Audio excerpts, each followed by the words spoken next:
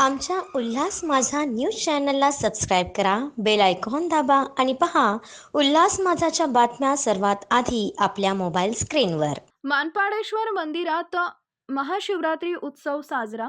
मानपाडा मानगाव येथील मानपाडेश्वर मंदिरात साजरा होणारी महाशिवरात्री उत्सवाला एक वेगळं महत्त्व आहे. या मंदिरातून पंचक्रोशीतील गावांचा सामाजिक न्याय निवाड्यासाठी बैठका होत असतात. मुख्य म्हणजे 27 गाव सर्वपक्षीय हक्क संरक्षण समिती याच मंदिरातून आपल्या कार्यक्रमाची रूपरेषा, सामाजिक समस्या सोडवणे, भूमिपुत्रांच्या समस्या, संत सावळाराम महाराज स्मृतीस्थळ आदी विषयासंबंधी चर्चा इथंच होतात.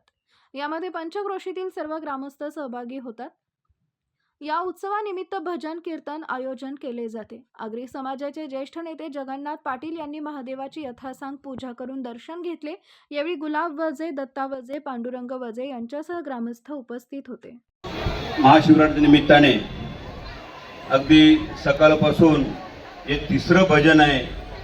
भजनाचा कालावधी 1.5 तासाचा होता आणि आता तिसरं भजनाला ही आजच्या दिवसाची समाप्ती झालेली आहे.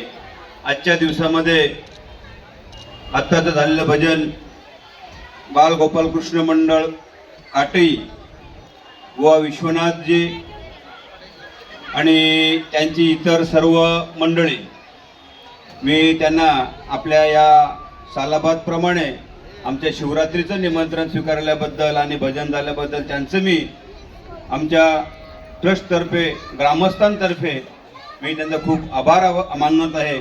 त्याचप्रमाणे संध्याकाळच्या सत्रामध्ये सुद्धा 5 ते 6:30 हरिपाठ भजन मंडळ काटे, तदनंतर 7:30 ते 8 वाजेपर्यंत येदुटनेचं भजन मंडळ व मनोहर भंडारी आणि किशोर भंडारी यांचं होणार आहे.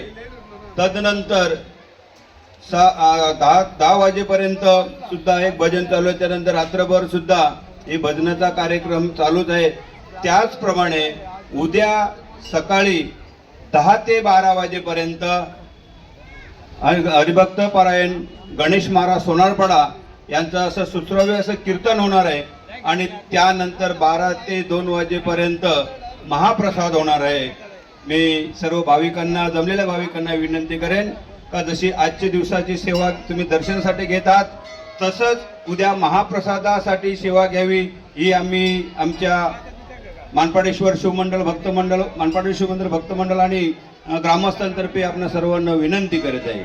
आमच्या उल्हास माझा न्यूज चॅनलला सबस्क्राईब करा, बेल आयकॉन दाबा आणि पहा उल्हास माझाच्या बातम्या सर्वात आधी आपल्या मोबाईल स्क्रीनवर.